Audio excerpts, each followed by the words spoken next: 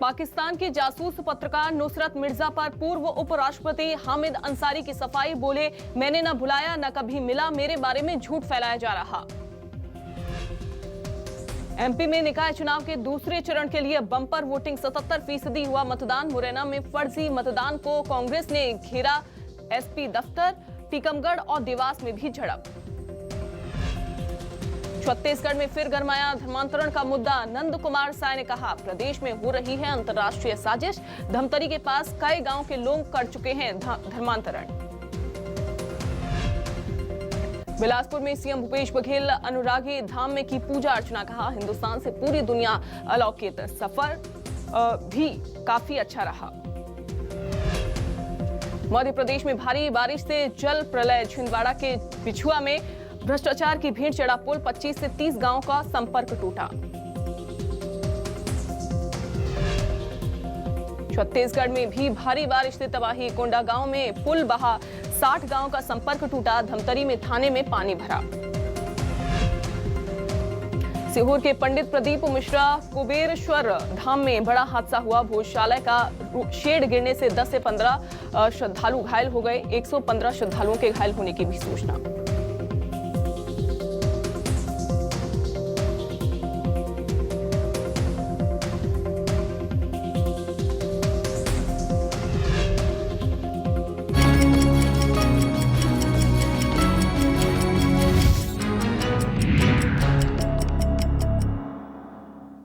नमस्कार, बहुत स्वागत है आप सभी का। मैं हूं आपके साथ अंजलि सिंह और चलिए सीधा उज्जैन का रुख कर लेते हैं। बाबा महाकाल की आरती यहां पर हो रही है, देखिए तस्वीर।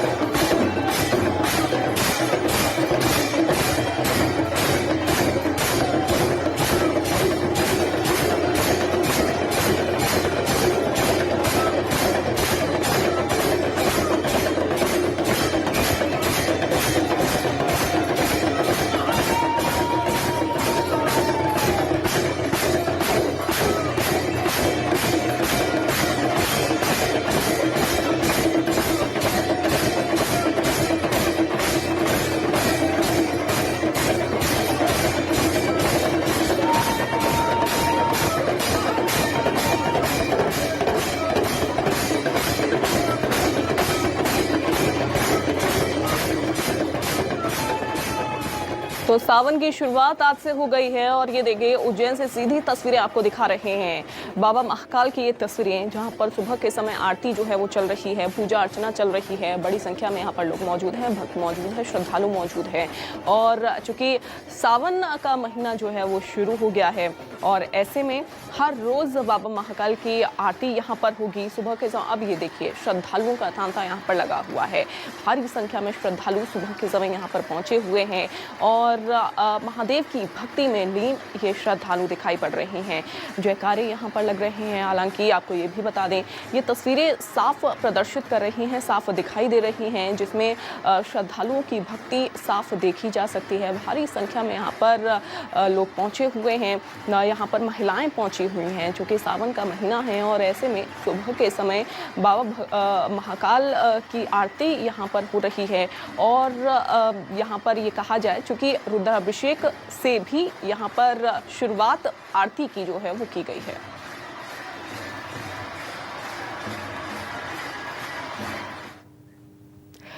तो तो उज्जैन में बाबा महाकाल की आरती इस समय हो रही है और बम बम भोले से पूरा जो शिवालय है वो गूंज चुका है। चलिए आगे बढ़ते हैं भोपाल से अब खबर, जहां आपको बता दें कि पंचायत चुनाव के आज नतीजे आने वाले हैं। पंच, सरपंच और जनपद पंचायत सदस्य के नतीजे आ जाएंगे। मतगणना के बाद निर्वाचन आयोग परिणाम की घोषणा करेगा। जिला पंचायत सदस्य का परिणाम 15 जुलाई को आ जाएगा। तो पंच, सरपंच और जनपद पंचायत सदस्य के नतीजे जो हैं वो आ जाने वाले हैं, यानी कि आज परिणाम जो है वो घोषित कर दिए जाएंगे। इसके अलावा आपको जानकारी दें, जिला पंचायत सदस्य का परिणाम जो है 15 जुलाई को आ जाएगा, यानी कि ये जो परिणाम है आज आने वाला है। तो पंचायत चुनाव के आज नतीजे जो हैं वो आएंगे। आपको जानकारी ये भी दे रहे हैं, जो कि यहाँ पर वोटिंग जो है वो हुई और बढ़ चढ़कर हिस्सा भी यहाँ पर मतदाताओं ने लिया। मतगणना के बाद निर्वाचन आयोग परिणाम की घोषणा भी करेगा। ये बड़ी खबर आपको बता रहे हैं और साथ ही ये भी जानकारी दे दें कि 15 जुलाई को नतीजे जो हैं वो आ जाएंगे और आज नतीजे आने वाले हैं पंचायत चुनाव के। अमृतांशी हमारे साथ जुड़ गई हैं। अमृतांशी, आज नतीजे आने वाले हैं पंच, सरपंच और जनपद पंचायत के। लेकिन आपको बता दूं कि मध्य प्रदेश में त्रिस्तरीय पंचायत चुनाव जो है वो ख़त्म हो चुका है और उसके बाद अब इसके बाद अगर हम बात करें तो मतगणना भी यहाँ पर पूरी हो चुकी है। लेकिन आज जो सारणीकरण है, सभी मतदानों का जो मतदान हुए हैं, जो भी उसमें रुझान सामने आए हैं, उन सभी का यहाँ पर सारणीकरण किया जाएगा और आज जनपद पंचायत सदस्य के जो परिणाम है उनकी घोषणा कर दी जाएगी। हालांकि जिस दिन चुनाव होता है उसके बाद ही मतगणना करवाई जाती है, लेकिन आधिकारिक घोषणा जो है वो राज्य निर्वाचन आयोग ही करता है, क्योंकि जब उनके पास पूरी रिपोर्ट पहुंचती है उसके बाद वो सर्टिफिकेट देते हैं जीतने वाले लोगों को। तो आज मध्य प्रदेश में जनपद पंचायत सदस्य जो हैं, जनपद पंचायत की स्थिति पूरी तरीके से साफ हो जाएगी। जो भी पंच, सरपंच चुन के आए हैं, तो ये हम ये देखेंगे कि कौन से मतलब समर्थित प्रत्याशी बीजेपी या कांग्रेस से होते हैं। उसके बाद अगर हम बात करें जिला पंचायत सदस्य की, जिला पंचायत सदस्य जो कि काफ़ी ज़्यादा महत्वपूर्ण हम सीट कह सकते हैं बीजेपी और कांग्रेस दोनों के लिए, दोनों ही पार्टियां उसकी जोड़ तोड़ में लगी हुई है। तो जिला पंचायत सदस्यों की जो सारणीकरण है वो कल सुबह 10:30 बजे से होने वाला है और कल के दिन ही उसके परिणाम आएंगे। कल ही ये मालूम चल सकेगा कि जिला पंचायत सदस्य बीजेपी या कांग्रेस का बनेगा, समर्थित बनेगा या निर्दलीय बनेगा। तो दोनों ही दिन में पंचायत चुनाव के जो भी तीन हम कह सकते हैं राउंड में पंचायत चुनाव हुए हैं, उसकी स्थिति पूरी तरीके से साफ हो जाएगी और ये मतलब ये भी साफ हो जाएगा कि आखिर किसके समर्थित प्रत्याशी का कब्जा जिला पंचायत अध्यक्ष की सीट पर होता है और जनपद पंचायत अध्यक्ष पर किसका कब्जा होता है। हालांकि बहुत जगहों पर निर्विरोध निर्वाचन हुआ है, मुख्यमंत्री ने सबको उसके लिए पुरस्कृत भी किए जाने की बात कही है। निर्विरोध निर्वाचन के बाद भी कई ऐसे प्रत्याशी बच रहे थे जिनका हम कह सकते हैं वोटिंग से फैसला होना था। मतगणना हुई, रुझान भी सामने आए हैं, लेकिन आधिकारिक घोषणा जनपद पंचायत सदस्यों की और जिला आज की जाएगी और जिला पंचायत सदस्यों की कल की जाएगी। जी बिल्कुल अमृतांशी, ठीक है, आप बने रहिए, आगे भी अपडेट आपसे लेते हैं। और चलिए एक और खबर, मध्य प्रदेश में आज दूसरे चरण के मतदान के साथ ही नगरीय निकाय के चुनाव समाप्त हो गए हैं। अब 14 जुलाई और 20 जुलाई को पहले और दूसरे चरण के नतीजे आएंगे, यानी कि आज भी नतीजे आने वाले हैं। वहीं लोगों ने किस आधार पर वोटिंग की, इसको जानने के लिए न्यूज़ 24 मध्य प्रदेश छत्तीसगढ़ की टीम ने ग्वालियर और इंदौर की जनता की राय ली।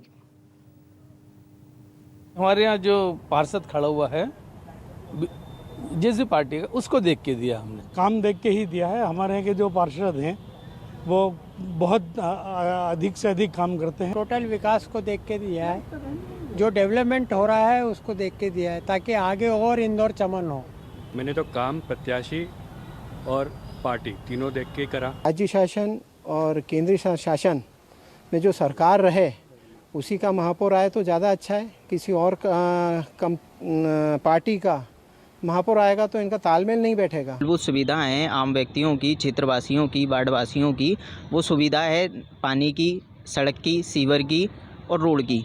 इन सुविधाओं को देखते हुए हमने अपने मताधिकार का उपयोग किया है। पार्षद हमारी आवाज़ केंद्र तक और भोपाल तक उठा सके, तो इन मुद्दों को ध्यान में रखते हुए हम सब ने मतदान किया है। दल के व्यक्ति को हम वोट दे रहे हैं, उसकी सरकार प्रदेश में है नहीं है, लेकिन अगर नहीं भी होती तो बहुत ज़्यादा उसमें विचार लगाता नहीं है। उसको सिर्फ इतना लगता है कि ये व्यक्ति मेरा काम करा सकता है, एक्टिव है कि नहीं है। बात अगर बारिश की करें तो लगातार बारिश का दौर मध्य प्रदेश में जारी है। कई जिलों में भारी बारिश के आसार नजर आ रहे हैं। नर्मदापुरम, छिंदवाड़ा, बुरहानपुर में रेड अलर्ट जारी किया गया है। भोपाल, उज्जैन, जबलपुर में ऑरेंज अलर्ट जारी किया गया है। तो मध्य प्रदेश में बारिश का दौर जारी है। आपको बता दें कि कई जिले ऐसे हैं जहां पर भारी बारिश की संभावना है और ऑरेंज अलर्ट और रेड अलर्ट भी जारी कर दिया गया है कई जिलों में। चलिए सीधा रुक कर लेते हैं अमृतांशी का। अमृतांशी हमारे साथ जुड़ी हुई हैं। अमृतांशी, कई जिलों में ऑरेंज और रेड अलर्ट भी जारी कर दिया गया है और क्या चेतावनी यहां पर दी गई है मौसम विभाग के अनुसार? देखिए, मैं आपको बता दूं कि मध्य प्रदेश में जो लगातार तेज बारिश का दौर है वो जारी है और कई जगहों पर रेड के साथ साथ ऑरेंज अलर्ट भी जारी कर दिया गया है। अगर हम बात करें नर्मदापुरम संभाग की या बुरहानपुर खंडवा की, तो यहाँ पर पहले से ही रेड अलर्ट जारी कर दिया गया है। उसके बाद अगर हम बात करें ऑरेंज अलर्ट की, तो मध्य प्रदेश के आधा दर्जन से भी ज़्यादा जिले ऐसे हैं जहाँ पर ऑरेंज अलर्ट जारी कर दिया गया है। राजधानी भोपाल की अगर हम बात करें तो कल रात में तेज गरज चमक के साथ तेज बारिश का सिलसिला था। आप अगर अभी देखेंगे तो अभी भी सड़कें गीली ही हैं, लेकिन सुबह आज यहाँ पर मौसम अचानक खुल गया है, लेकिन फिर भी बारिश का ऑरेंज अलर्ट यहाँ पर राजधानी भोपाल में जताया गया है। भोपाल के साथ साथ अगर हम बात करें तो उज्जैन, कटनी, जबलपुर, नरसिंहपुर, सिवनी, मंडला, झाबुआ, धार, गुना, ये सब जो इलाके हैं, अगर हम पूरी बात करें इंदौर संभाग की, तो यहाँ पर भी अगर हम बात करें तो ऑरेंज अलर्ट जारी कर दिया गया है बारिश को लेकर। तो लगातार जो तेज बारिश है हम उसको देख रहे हैं। हरदा में भी कई ऐसी तस्वीरें निकलकर सामने आई हैं। हरदा में काफ़ी ज़्यादा बुरी हालत है, लोगों के घरों में पानी घुस गया है। तो पूरे मध्य प्रदेश में अब हम कह सकते हैं कि मॉनसून वेदर सिस्टम पूरी तरीके से एक्टिव हो चुका है और कल ही पहली बार जो है मध्य प्रदेश में मॉनसून को लेकर रेड अलर्ट जारी कर दिया गया। कल रात भर भोपाल में तेज बारिश का दौर देखने को मिला और आज नर्मदापुरम और बुरहानपुर संभाग में भी तेज बारिश का दौर देखने को मिलेगा, क्योंकि वहाँ रेड अलर्ट है। और साथ ही भोपाल, इंदौर जो संभाग है, यहाँ पर अति भारी बारिश का अलर्ट है, ऑरेंज अलर्ट है। तो ये देखना होगा कि मध्य प्रदेश में जो अभी तेज बारिश का दौर है वो लंबा चलने वाला है। कई जगह नुकसान भी देखने को मिल रहा है, लेकिन जो एसडीआरएफ की टीम्स हैं वो सभी जगह एक्टिव हैं पूरी तरीके से। जो मध्य प्रदेश सरकार है इसकी मॉनिटरिंग भी कर रही है, लेकिन तेज बारिश का दौर मध्य प्रदेश में अब आने वाले समय में पूरे महीने में हमें देखने को मिलेगा। जी बिल्कुल अमृतांशी, बहुत शुक्रिया आपका जुड़ने के लिए। हरदा में बारिश ने तांडव मचाया, पूरा शहर पानी पानी हो गया। गुप्तेश्वर पुल पानी में डूब गया है। वहीं आपको बताएं कि बाढ़ में फंसे 15 लोगों का रेस्क्यू भी किया गया। तो 15 लोग बाढ़ में फंस गए थे, बाढ़ के पानी में फंस गए थे, जिसकी वजह से उनका रेस्क्यू कर लिया गया। हरदा खंडवा हाईवे 10 घंटे तक जाम रहा। प्रशासन ने आवागमन बंद कर दिया।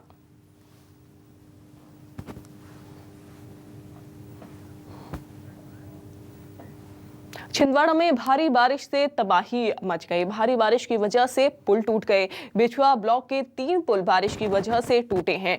बिछुआ ब्लॉक के 3 पुल बारिश की वजह से क्षतिग्रस्त हो गए। पुल क्षतिग्रस्त होने से 25 से 30 गांव का संपर्क टूट गया। जान जोखिम में डालकर पुल पार कर रहे हैं लोग। तो संपर्क जो है गांव का टूट गया है, एक गांव से दूसरे गांव का। वहीं दूसरी तरफ पुल टूटने की वजह से लोगों को इस तरीके से परेशानी हो रही है कि वो अब जान को जोखिम में डालकर इन टूटे पुल को पार कर रहे हैं। बैतूल में बारिश ने भारी तबाही मचाई। पानी के बहाव में युवक जो है वो बह गए। 2 युवक बहे हैं। बाइक लेकर पैदल नाला पार कर रहे थे दोनों। वहीं एक युवक को प्रशासन की टीम ने बचा लिया, दूसरे की तलाश जारी है।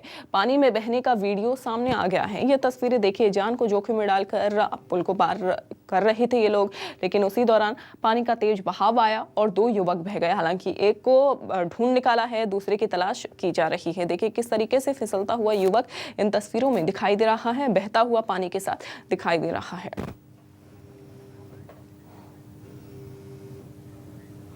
एमपी में लगातार तेज बारिश का दौर जारी है। बैतूल में हो रही बारिश से ताप्ती नदी उफान पर पहुंच गई है। लगातार हो रही बारिश से पारस डैम का जलस्तर भी बढ़ गया है।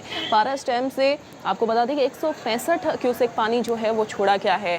पुलिस की टीम लगातार लोगों को अलर्ट भी कर रही है। राजघाट पर बना जैनाबाद और बुरहानपुर पुल डूबा है।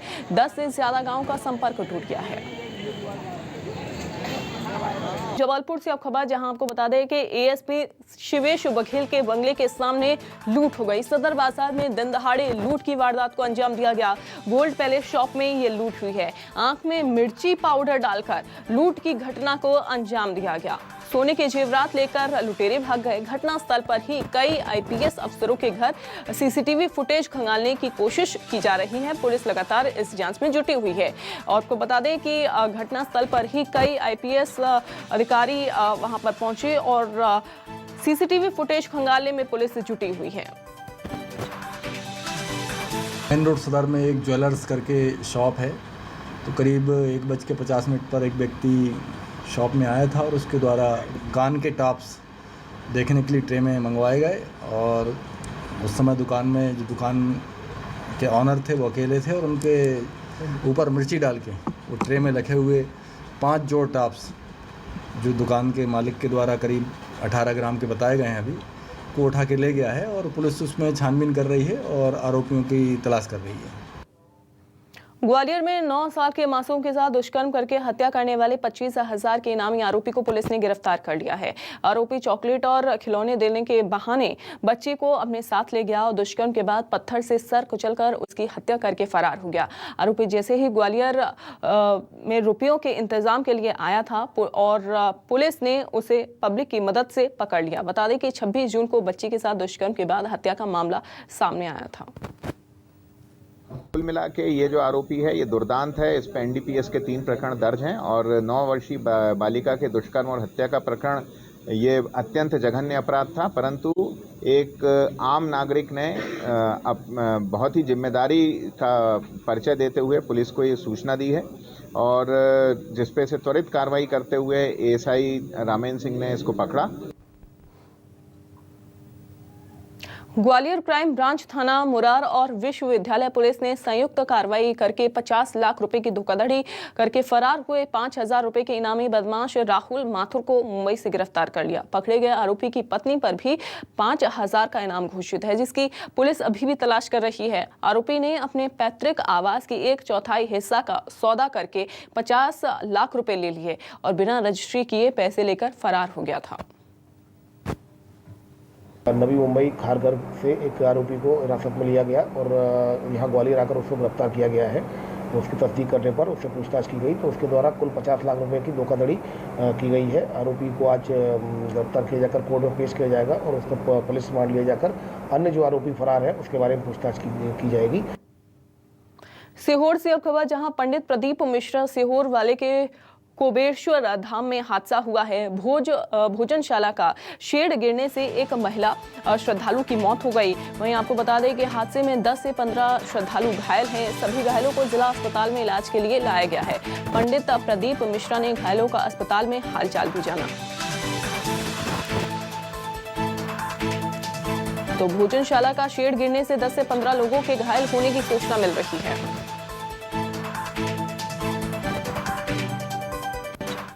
उज्जैन से अब खबर, जहां एसडीएम निधि सिंह ने पूर्व विधायक को फटकार लगाई है। पूर्व विधायक शांतिलाल से एसडीएम की हुई बहस, नौकरी की धमकी पर एसडीएम निधि सिंह भड़क गए। उज्जैन के बड़नगर तहसील का ये पूरा मामला 4 दिन पहले का वीडियो बताया जा रहा है, जो कि अब सामने आया है।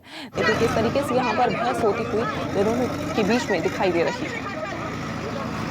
तो एसडीएम और पूर्व विधायक के बीच में ये जमकर बहस हुई है, तीखी नोकझोंक हुई, जिसके बाद इसका वीडियो वायरल हो रहा है।